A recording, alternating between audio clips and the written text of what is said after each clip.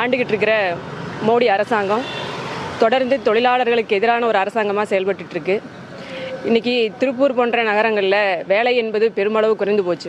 பனியன் கம்பெனிக்கு வந்தவங்கெல்லாம் இன்றைக்கி பொழைச்சிக்கலாங்கிற ஒரு நிலைமை மாறி பனியன் தொழில் இன்றைக்கி பெருமளவு நெருக்கடிக்குள்ளாயிருக்கு.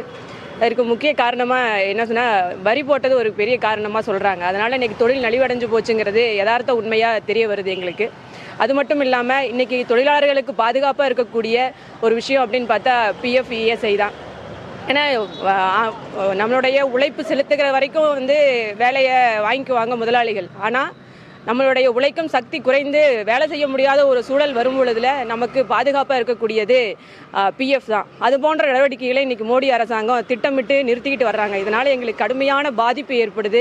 நாங்கள் என்ன பண்ணி எப்படி பிழைக்க போகிறோம் அப்படிங்கிற என்ன பண்ண போகிறோங்கிற ஒரு சூழ்நிலை எங்களுக்கு தெரியல. கண்ணு கெட்டின வரைக்கும் நாங்கள் நிம்மதியாக உயிரோடு இருக்க வரைக்கும் வாழ முடியுமா அப்படிங்கிற ஒரு சூழல் இன்றைக்கி தெரியாத மாதிரியான ஒரு நிலை தான் இன்றைக்கி இந்த மோடி அரசாங்கம் உருவாக்கி வச்சுருக்காங்க. நாங்கள் என்ன பண்ண போகிறோம், எப்படி பிழைக்க போகிறோன்னு தெரியல. அதனால் வர 9ஆம் தேதி அன்னைக்கு நடைபெற மறியல் போராட்டத்தில் நாங்கள் தொழிலாளர்கள் எல்லாரும் போய் கலந்துக்கிறதா முடிவு பண்ணியிருக்கோம். நாங்கள் எல்லாரும் கலந்துக்குவோம் இதில்.